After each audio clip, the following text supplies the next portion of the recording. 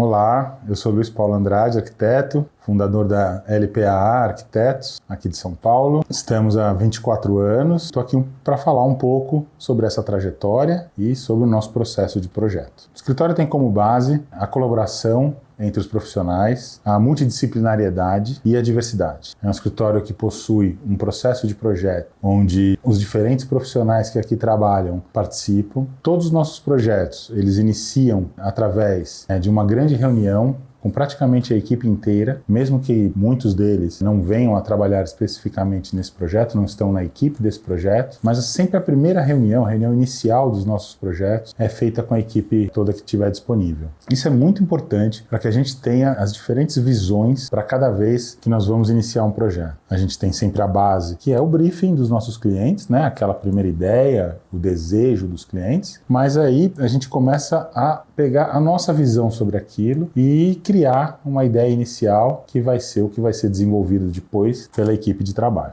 Todo o nosso trabalho está baseado, em primeiro lugar, numa análise de contexto. O contexto é a coisa mais importante para a gente na hora em que a gente inicia um projeto. Quando a gente fala em contexto, nós estamos falando numa série de itens, né? Numa série de questões que tem a ver com o contexto físico, né? Urbano ou rural, se o projeto, o contexto financeiro, o volume de investimento que quer ser feito nesse projeto, o contexto cultural, né? Daquilo que vai ser proposto sobre a temática. Se é uma casa, se é um edifício comercial, enfim, se é uma loja. A questão cultural mesmo do cliente, a bagagem que ele tem, a história que ele tem, os anseios deles pelo projeto. Então isso é o primeiro ponto do projeto, que é essa análise de contexto. Ao longo desses anos, fizemos alguns projetos que nos alegraram muito. Algumas residências, da qual eu destacaria a Casa PLM, que foi um divisor de águas aqui no escritório, que trouxe para uma escala maior toda uma pesquisa que a gente vinha fazendo ao longo dos anos com concreto, com o uso do concreto, que é uma recorrência do nosso trabalho. Então, nessa casa, a gente consegue, pela primeira vez, exprimir muito dessa tecnologia, a parte da tecnologia de concreto e também na evolução, que isso é uma coisa que a gente vem ao longo de muitos anos fazendo, no desenvolvimento de caixilhos, portas, janelas, sempre procurando novas tipologias e novas maneiras de se fazer, fugindo, evidentemente, do óbvio. Temos um projeto que a gente ama muito,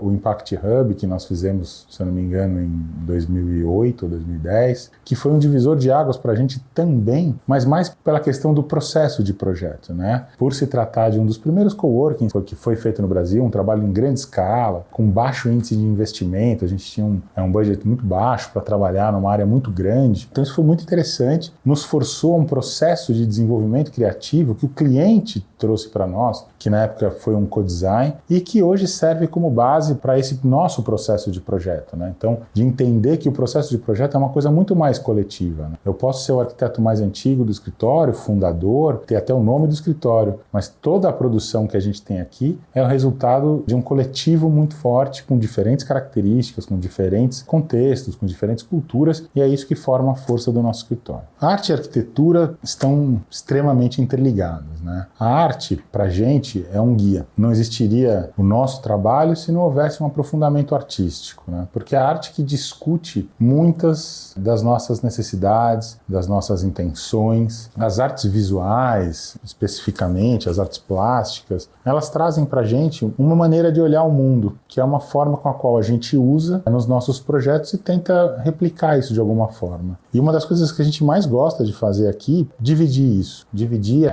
esse nosso anseio, essa nossa vontade de conhecer as artes, de estar sempre atualizado, de sempre entender o trabalho de novos artistas, de antigos artistas, e dividir isso com os nossos clientes, né? Trazer isso para dentro, seja das casas, seja das lojas, seja dos prédios, trazer isso para dentro da casa dos nossos clientes. O meu início como arquiteto, falando do lado pessoal, né, foi uma coisa muito natural na minha vida, foi muito inicial. Eu tive um contato com o desenho arquitetônico através do trabalho do meu pai. Meu pai tinha uma empresa montadora de stands, né, de feiras, né, feiras promocionais, e ele contratava para fazer design de stands, né.